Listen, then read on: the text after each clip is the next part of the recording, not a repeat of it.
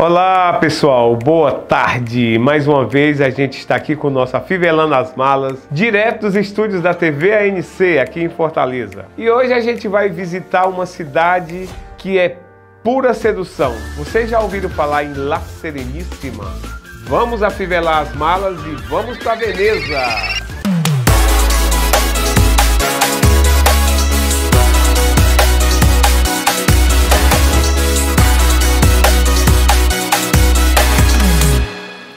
Gente, é impossível não se apaixonar por Veneza. Tudo aquilo que a gente lê nos livros, que a gente vê nos filmes, que a gente ouve na TV, é nada se comparado à sensação de se chegar nessa cidade mágica. Tudo começa quando você chega na cidade, que você é obrigado a deixar seu carro fora da cidade e pegar um barco para poder chegar propriamente dito na cidade de Veneza, que são os famosos vaporetos. E para quem não sabe, os vaporetos são os transportes oficiais de Veneza. Veneza, ela é uma cidade que ela possui 117 ilhas, ligada por 400 pontes, que se intercalam com 150 canais. Então, assim, é uma cidade bem complexa mesmo. E uma coisa interessante é que Veneza ela tem uma população de 54 mil habitantes. Só que essa população dobra diariamente na alta estação. Para vocês terem uma ideia do fluxo turístico ali. Veneza é a cidade mais visitada da Itália. E ela é a capital da região do Vêneto. A Itália é dividida em várias regiões. Tem a Toscana, tem o Vêneto, tem a região da Calábria e por aí vai.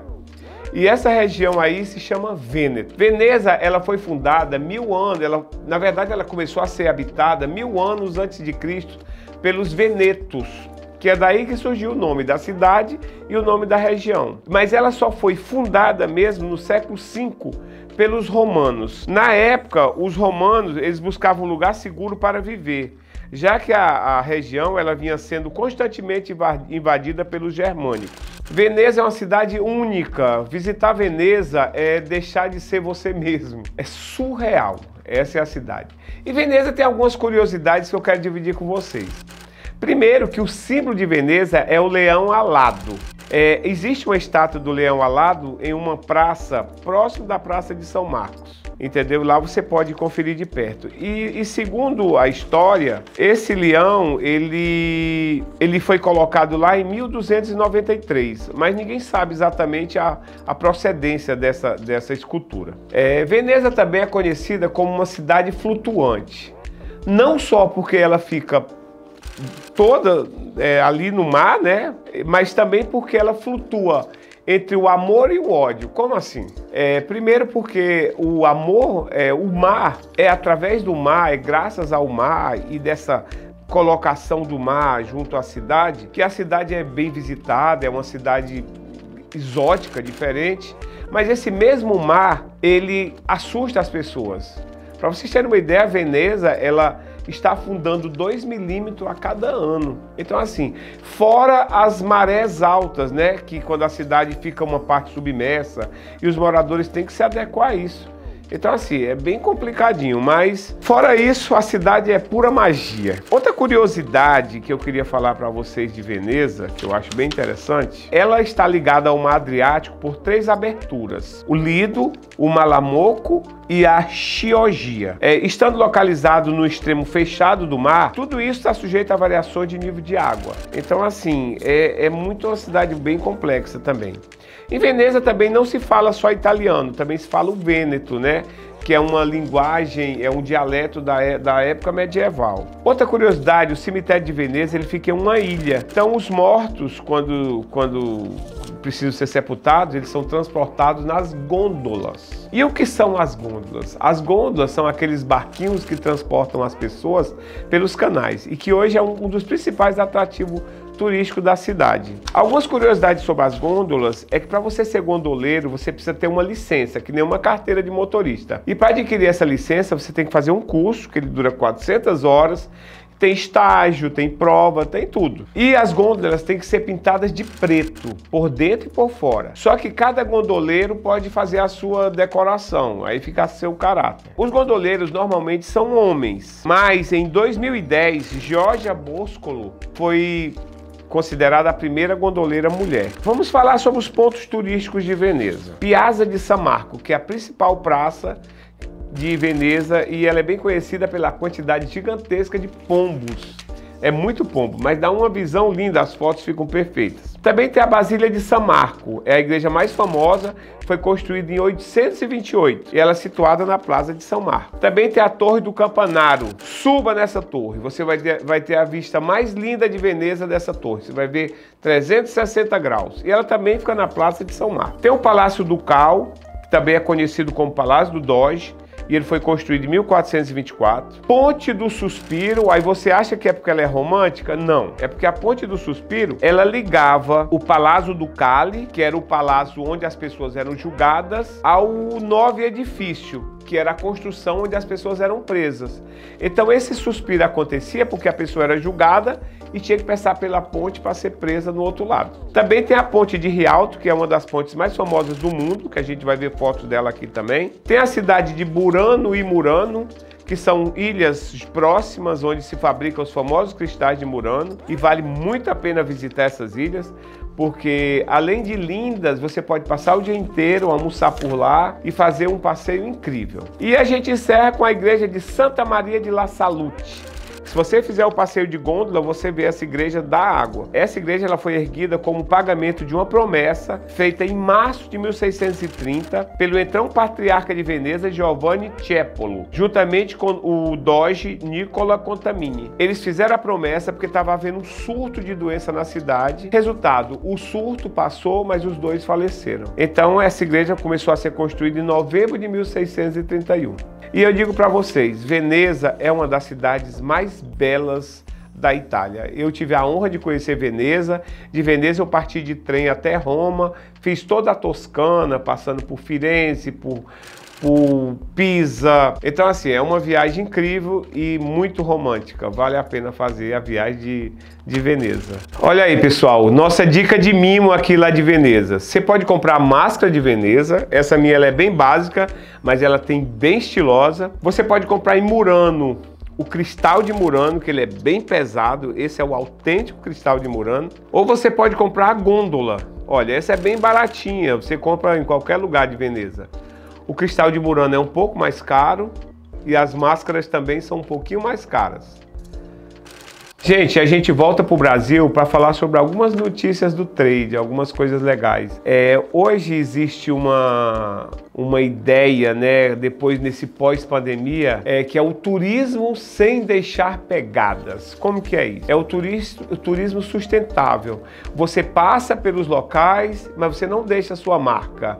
É como se você nunca tivesse existido ali. Hoje em dia, as pessoas mudaram muito a sua sensibilidade no pós-pandemia. Então elas querem lugares sustentáveis, elas querem lugares mais preservados, e isso acaba sendo um probleminha porque ainda existem muitos lugares no Brasil que não são preservados. Mas para vocês terem uma ideia, o faturamento nesse tipo de turismo nesse primeiro quadrimestre de 2023, ele ficou em mais de 73 bilhões.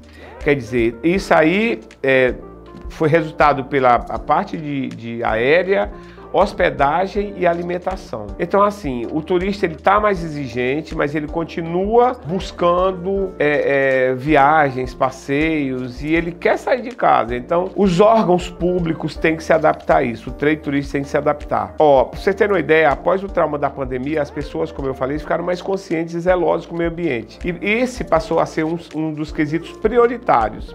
Segundo a plataforma de viagens Booking, 80% dos viajantes globais se queixam da pouca diversidade desse segmento, sendo que 51% considera a quantidade insuficiente. Então, aí o poder público, vamos melhorar, vamos procurar cuidar mais dos nossos destinos, né? Outra notícia legal é que o Nordeste ele vai levar a renda Renascença para Paris. Os estados da Paraíba e do Piauí vão representar o Nordeste em um dos mais importantes eventos internacionais de moda. Isso foi fechado numa reunião no último dia 11, que contou com representantes dos governos dos dois estados, da Paraíba e do Piauí, além do governo federal. E ele definiu detalhes sobre a viagem para a Feira de Internacionalização da Moda, promovida pela Agência de Promoções de Exportações, a APEX, que foi marcada para maio de 2024 em Paris. Participou dessa reunião a primeira-dama da Paraíba, Ana Maria Lins, e o vice-governador Lucas Ribeiro. E esse encontro ele aconteceu no Centro de Referência da Renda Renascença, em Monteiro, no Cariri paraibano. Olha que legal. É o Nordeste sendo exportado para o mundo e a nossa cultura sendo mostrada como ela deve ser mostrada, como uma coisa totalmente diversificada e totalmente exclusiva. Quem conhece a renda daqui do Nordeste, tanto a da Paraíba, como a do Ceará, como a de Alagoas, sabe que ela é exclusiva. E o segmento de moda precisa descobrir a renascença, precisa descobrir o filé, precisa descobrir o crochê e precisa colocar ele nas passarelas. E Paris está dando esse exemplo e que seja um sucesso. Outra notícia muito legal que eu achei é um voo direto que ele passou a acontecer entre a capital do Nortão e o Nordeste. Capital do Nortão, para quem não sabe, é a cidade de Sinop. Então, esse voo de Sinop, ele vai ligar Sinop a Porto Seguro, no sul da Bahia. Essa nova opção de voo direto, ela vai ser oferecida, já está sendo oferecida pela Azul Linha Aérea. E ela acontece todo sábado, saindo de Sinop às 13h15 e chegando em Porto Seguro às 16h15. O voo de volta sai de Porto Seguro às 16h50 e chega às 17h50 em Sinop. Isso porque tem um fuso horário de 1 hora. Sinop é 1 hora a menos, porque fica na região norte, em relação à Bahia, que fica na região nordeste. Essa rota ela vai funcionar somente na alta temporada. Ela começa a funcionar no dia 16 de dezembro e vai até 10 de fevereiro. E vai facilitar o acesso aos dois destinos. Essas viagens de Sinop para a Bahia, elas já eram viagens rotineiras, que as pessoas tinham que fazer sempre conexão com as capitais. E agora as empresas aéreas estão vendo essas necessidades, Foi como aconteceu no nosso último programa, que a gente falou da ligação de Fortaleza a Miami, falamos na ligação de Fortaleza a Fernando de Noronha, o Fortaleza ao Cariri, e as regiões todas também estão começando a ter voos diretos, como já acontece em outros países da Europa, da América do Norte. Então, assim, isso se chama progresso. Nós estamos melhorando e o turismo ganha muito com isso. A gente vai dar a nossa dica do dia. Eu sempre recomendo que as pessoas, ao fazerem uma viagem internacional, elas ou levem um chip do Brasil, já que ela possa chegar no país ligada, na internet, ou elas comprem logo que chegar no país um chip local. Por quê? Hoje em dia, com a diferença de fuso horário, linguagem, tudo você vai recorrer à internet. Até um cardápio de um restaurante, você olha ali, você já traduz e fica numa boa. Chip é importante. Seja comprado quando chegar lá, seja comprado quando sair do Brasil. Não deixe de fazer isso. E a gente encerra aqui o nosso Afivelando as Malas da semana, agradecendo a todos. Continue ligadinho na gente. A gente está todas as quintas-feiras, a partir das 17 horas, no portal da TV ANC no YouTube. Sigam a gente no Instagram, @Luciano Rocha, Luciano com 2 Cs. Fiquem com Deus e até a semana que vem.